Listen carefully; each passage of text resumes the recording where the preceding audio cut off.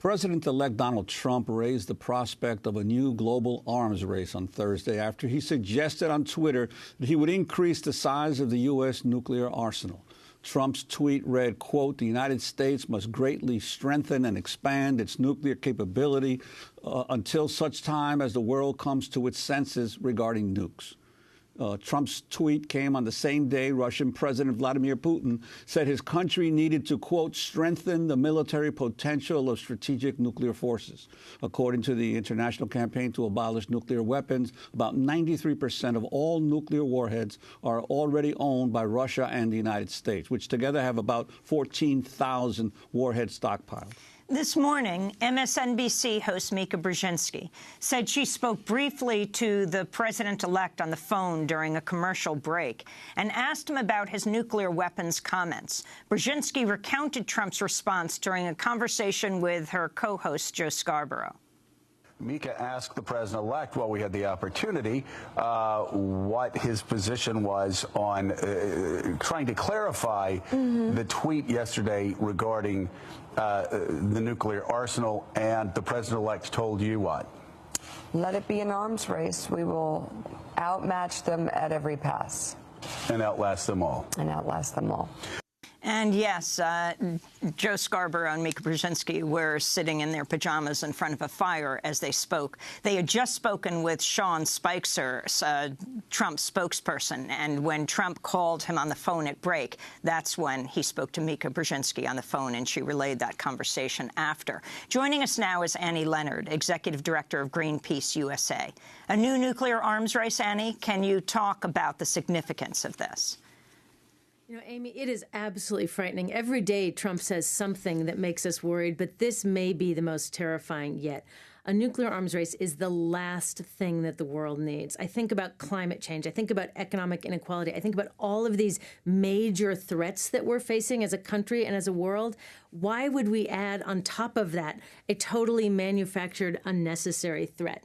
We already have so many nuclear weapons. We have over 7,000 nuclear weapons in the United States. We're the biggest military spender in the world. A new nuclear arms race is the last thing the world needs. It's the last thing our country needs. And it also demonstrates to me both a complete irresponsibility on Trump's part and that he seems to be forgetting his campaign promises. During his campaign, he talked about bringing back jobs. He talked about economic security.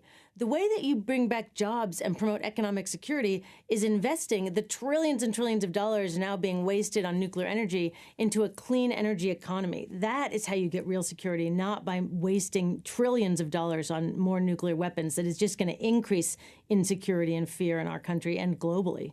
And Annie, Leonard, this situation where both the president-elect of the United States and the president of Russia on the same, basically within the same 24-hour period, are remarking about their nuclear arsenals. You know, it is absolutely terrifying. This is not a reality game show. This is really life or death situation. When Trump talks about making things great again, or he wants to bring back the old-fashioned days, I think about when I was a kid in high school and I would lie in bed at night absolutely terrified about the nuclear arms race. It was just something that we were all, it was drilled into our heads, that this imminent threat. And I look at my high school kid, she lies in bed at night scared about climate change, scared about the state of the economy. Am I going to rewind things and then add the nuclear arms race onto the young people's list of concerns today? I mean, it's so frightening. It's just surreal. I wanted to go back to something we played in the headlines, which is the issue of the continuum from President Obama to President Trump.